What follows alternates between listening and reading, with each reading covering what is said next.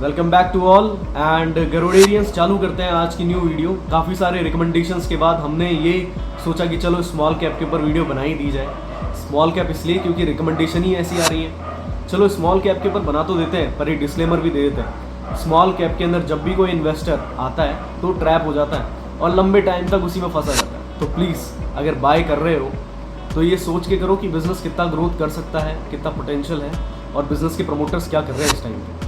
तो ये वीडियोस जो है वो पार्ट्स के अंदर आएंगी। हम इसके अंदर कई सारे पार्ट्स के अंदर ये वीडियोस लेके आएंगे, क्योंकि कम से कम 300 से ज़्यादा ऐसे स्टॉक्स हैं जिन्होंने Q3 के अंदर एंड आने वाले Q4 के अंदर जो है बढ़िया रिजल्ट्स शो करने हैं। सो जून क्वार्टर के अंदर कम से कम 320 स्टॉक्स कुछ हैं या 325 स्टॉक्स कुछ हैं जिन्होंने एक अच्छा रिजल्ट दिया है। नेट प्रॉफिट हाईली इंक्रीज्ड है, 100% तक के नेट प्रॉफिट इंक्रीज दिखाए। तो पहले स्टॉक के साथ चलते हैं। यात्रा.com की बात करूँगा मैं सबसे पहले। यात्रा.com इसलिए कि कई सारे स्मॉल कैप के जो अभी न्यू म्यूचुअल फंड्स आए हैं उन्होंने यात्रा.com के अंदर होल्डिंग्स बढ़ाई है।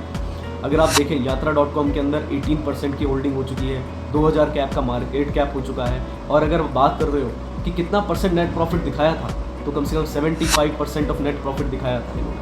85 रुपीज़ से लेकर के ये शेयर चालू हुआ था और इस टाइम पे 109 पे है। सोचो कितना growth, highly potential, right. But be alert, इसका पी जो है वो 77 है। जब भी कोई पी अगर एस्टिमेट से हाई होता है, जो होता है इन्वेस्टर को, वो एक जोन में आ जाना चाहिए, एक सिक्योर जोन में आ जाना चाहिए। Because P ratio itself A negative ratio, अगर वो हायर है तो सेंटीमेंट बिगड़ सकते हैं, बबल हो सकता है, उसमें एक ट्रैप दिखता है, राइट। तो पी उसके जो है वो एवरेज प्राइस या फिर उसके जो पेयर्स हैं उसके हिसाब से इक्वलाइज्ड होना चाहिए, ना कि हायर। तो काफ़ी हायर पी है।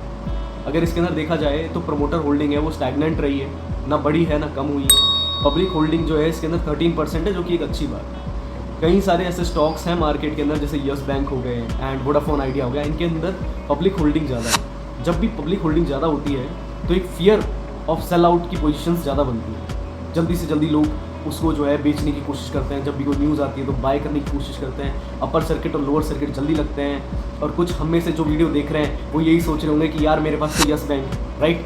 अरे बाद में बना देंगे आपके लिए वीडियो, ठीक है, वेट करो, ठीक है। बिकॉज यस बैंक के अंदर एक अच्छा इन्वेस्टर आ चुका है, तो अपन उसके बारे में बाद में बात करें। सो अगले स्टॉक की तरफ चलते हैं कि क्यूपिड जो है वो नासिक बेस्ड कंपनी है। बेसिकली मुंबई के पास नासिक जगह है जहाँ पर ये मैन्युफैक्चरिंग करते हैं एंड इनकी जो ग्रोथ है वो भी काफ़ी अच्छी है। जैसे मैंने यात्रा.com बताया था अभी आपको, तो 75% तक की नेट प्रॉफिट जंप दिखाया था उन्होंने। 85 रुपीज़ से लेकर के 109 रुपीज़ तक का जंप था, ठीक है। अगर आप अभी चार्ट ओपन करेंगे और देखेंगे उसमें तो काफ़ी आपको एक ग्रोथ पैटर्न नज़र आएगा। इनका जो नेट प्रॉफिट है वो कम से कम 296% है। मैं यात्रा.com की बात कर रहा हूँ। अभी हम क्यूपिड के ऊपर आते हैं। दोनों के ऊपर आप कंपैरिजन देखोगे तो नेट प्रॉफिट 100% है, यात्रा.com का ज़्यादा है। That's why I was saying कि जो पी रेशो है वो एक नेगेटिव सेंटीमेंट भी शो करता है। तो अगर 100% है तो इसने ग्रोथ कितनी दिखाई, 106% की ग्रोथ दिखाई है। पिछली बार ये स्टॉक जब अपन देख रहे थे तो 107 रुपये 110 रुपये था। अभी ये स्टॉक जो है वो 222 225 पे आ चुका है। सो नेट प्रॉफिट इतना जंप हो रहा है कि जिसकी वजह से प्रॉफिट अर्निंग ग्रोथ जो है वो हाई हो रही है।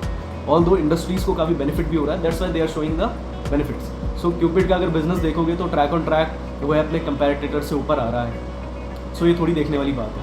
हाँ, इसके अगर पी रेशो की बात करोगे तो पी रेशो जो है वो 41 है, इसका भी हायर है, बट कॉम्पिटिटर्स के हिसाब से इक्वलाइज्ड है। मार्केट कैप इसका ज़्यादा है, 5800 करोड़ का जो है वो मार्केट कैप। थर्ड स्टॉक पे आ जाते हैं। ये स्टॉक एक ऐसी कंपनी है जो आजकल ट्रेंड में है, right. AI generation, software generation, ठीक है, कई सारी सर्विस जनरेशन, कई सारी चीज़ें करती है। तो मज़ा आता है ऐसी कंपनी को ग्रोथ करते हुए देख करके, क्योंकि ये न्यू डेवलपिंग कंपनीज है। हो सकता है ये स्मॉल कैप मिड कैप बन जाए, राइट, और कब ये एक लार्ज कैप बन जाए और क्या पता NSE के अंदर लिस्ट हो जाए। सो ऐसी बातें हमें हमेशा सोचनी चाहिए जब हम किसी शेयर में इन्वेस्ट करते हैं, खासकर जो स्मॉल कैप, राइट। कई सारे डिस्क्लेमर्स दे रहा हूँ मैं बीच बीच में, बिकॉज ये स्मॉल कैप है। तो जो Netweb technologies India private limited है, अगर उसका देखें अपन शेयर प्राइस कितना मूव हुआ है तो 85% का मूव है। पहले ये 1846 पे ट्रेड करता था, अभी 3417 रुपीज़ पे ट्रेड कर रहा है, अप्रॉक्स ट्रेड कर रहा है, राइट। तो काफ़ी एक मतलब आप देखोगे काफ़ी अच्छी ग्रोथ है, राइट। एंड इनका जो नेट प्रॉफिट है वो भी 100% तक मूव, 30 करोड़ रुपीज़ का नेट प्रॉफिट दिखाया है, जो कि आप सोचो कि 100% का profit, unbelievable achievement, right. AI generation softwares, HCL, मतलब मोस्टली ये जो है वो मतलब सॉफ्टवेयर डेवलपमेंट, ठीक है, सर्विसेज को ट्रैक ऑन करते हैं। मोस्टली ये US के अंदर ज़्यादा एंड यूरोप के अंदर ज़्यादा सर्विसेज अपनी प्रोवाइड करा रहे हैं। अपन जो है वो 4th स्टॉक पे आ जाते हैं। ये जो स्टॉक है वो है Apollo micro systems. Apollo micro system एक इकलौता शेयर है, ठीक है, जो मैन्युफैक्चरिंग करता है, राइट। जब भी कोई ऐसा आपको शेयर मिल जाए जो मैन्युफैक्चरिंग करता है तो उसकी ग्रोथ देखी जा सकती है हर quarter by quarter, month by month, right. क्यों? क्योंकि वो प्रोडक्ट सेल कर रहा होगा, उसके प्रोडक्ट कम बिक रहे होंगे। जब भी अपन किसी सॉफ्टवेयर कंपनी के पास आते हैं तो वो टेंडर्स लेते हैं, कॉन्ट्रैक्ट्स लेते हैं, राइट। तो मैन्युफैक्चरिंग कंपनी है अपोलो माइक्रो सिस्टम्स। ये क्या करती है? ये चिप डेवलपमेंट करती है। एरोस्पेस के अंदर जो है वो इनका एक अच्छा जो है, मतलब मैं कहूँगा कि अच्छा, बहुत अच्छे मैन्युफैक्चरिंग जो स्मॉल पार्ट्स होते हैं वो ये डेवलप करते हैं। एरोस्पेस जो कंपनीज हैं उनको प्रोवाइड करते हैं, इलेक्ट्रॉनिक कंपोनेंट्स बनाते हैं, ये सारे काम करते हैं। तो ये जो है वो 11,490 करोड़ की कंपनी है, राइट। मार्केट कैप जो है इसका ये हाईएस्ट है, इसलिए मैंने इसको लास्ट में रखा है कि आप देखो कि एक मैन्युफैक्चरिंग कंपनी में कितना दम होता है, राइट। तो ये जो है कंपनी, इसके अंदर जो PE रेशो है वो 65%, जो कि अभी के लिए ठीक है, क्योंकि इसके जितने भी कॉम्पिटिटर्स हैं वो इतने लेवल पे हाई ग्रोथ नहीं कर पाए हैं जितने पे ये है। इसके साथ ही अगर आप इसका डिविडेंड रेशो देखोगे वो इन सब में से सबसे अच्छा है, 0.20% का डिविडेंड है। हालांकि स्मॉल कैप के हिसाब से ठीक है, ठीक है। कई कंपनीज, अगर आप नए नए हैं इन्वेस्टर तो आपने बड़ी बड़ी कंपनीज को देखा होगा जो कि 1%, 2%, 1.25% का जो है डिविडेंड देते हैं। अब तक की जो तीनों कंपनियां थी जो पीछे जा चुकी हैं, यू कांट इवन बिलीव, वो इस परसेंट के बिलो है, 0.20% के बिलो डिविडेंड है। तो आप सोच सकते हैं कि ये लास्ट में क्यों रखा है। इसके बाद ही रिटेल इन्वेस्टर जो है वो डाउन पे डाउन जाए जा रहे हैं। इसका मतलब जो है अदर लोग इसको परचेज कर रहे हैं, मगर इसके अंदर रिटेल इन्वेस्टर जो है वही एक सबसे बड़ा कारण है।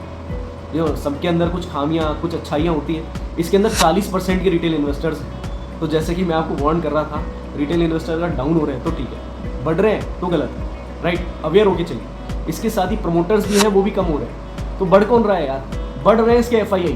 मैं क्या बोल रहा था, ये एरोस्पेस के अंदर, इलेक्ट्रॉनिक कंपोनेंट्स के अंदर अच्छा हाथ है, मार्केट कैप बढ़ रहा है, तो इस वजह से। अब बात कर लेते हैं कि यार इसका जो है नेट प्रॉफिट कितना हुआ पिछली बार नेट प्रॉफिट, यही तो पूछना है आपको लास्ट में, राइट। 110% का जंप दिखाया है, 17 करोड़ का ही प्रॉफिट है, यही है 110%। तो सोचो पिछली बार कितना होगा, 7-8 करोड़, तभी तो देखो 110% का प्रॉफिट। इसका मतलब समझ रहे हैं आप कि फ्यूचर ग्रोथ अच्छा हो सकता है, कंपनीज़ के आगे क्वार्टर्स को देखा जा सकता है। हालांकि ये जितनी भी चारों कंपनीज हैं, इनके पिछले से पिछले क्वार्टर के रिजल्ट भी अच्छे रहे हैं, स्टैगनेंटली ये बढ़िया रिजल्ट दे रहे हैं। सो जब भी कोई इन्वेस्टर अगर इन्वेस्ट करना चाहे तो वो मेरी टीम से कांटेक्ट कर सकता है। अगले पार्ट के लिए हमें सजेस्ट कीजिएगा कि कौन से आपको स्टॉक्स के बारे में जानना है एंड हम और कौन से स्टॉक्स के बारे में आपको बताएं। आई होप कि आपको बिजनेसेस समझ में आ गए होंगे, नेट प्रॉफिट समझ में आ गया होगा, बिजनेसेस को कैसे देखना है वो समझ में आ गया होगा। हमारे यहाँ पर गरुड़ा के अंदर हम कोशिश करते हैं कि हम स्टॉक टिप्स ना दें, स्टॉक्स के बारे में बताएं जो कि मतलब जिनसे बिजनेस समझ में आए, इन्वेस्टर को ये समझ में आए कि हाँ इन्वेस्ट किस में करना है, कितने लंबे टाइम के लिए करना है, उसका सपोर्ट क्या है, रेसिस्टेंस क्या है, ट्रेंड पैटर्न क्या कह रहा है, चार्ट पैटर्न क्या कह रहा है, डिविडेंड्स कैसे आ रहे हैं, मार्केट कैप कितना है, ऑर्डर्स कितने लग रहे हैं, राइट। समझ में आना चाहिए, स्टॉक को समझ में आना चाहिए, मार्केट मूवमेंट समझ में आना चाहिए। ट्रेंड इस टाइम पे स्लो है, राइट, मूविंग स्लो है, सो उसको देख करके इन्वेस्ट कीजिए। Thank you to all and God bless you.